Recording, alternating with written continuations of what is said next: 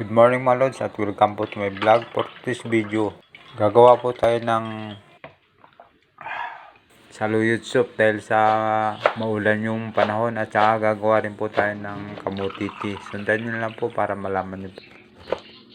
Bali mayroon po tayong mais dito na nilaga at gagamitin po natin yung sabaw niya.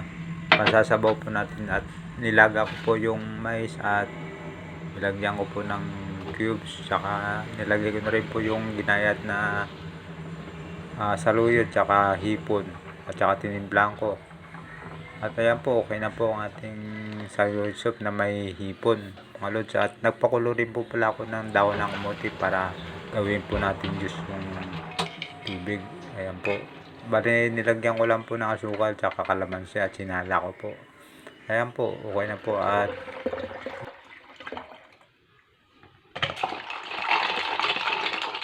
ready to serve na po mga lods. At kain po tayo mga lods. Salamat sa panonood.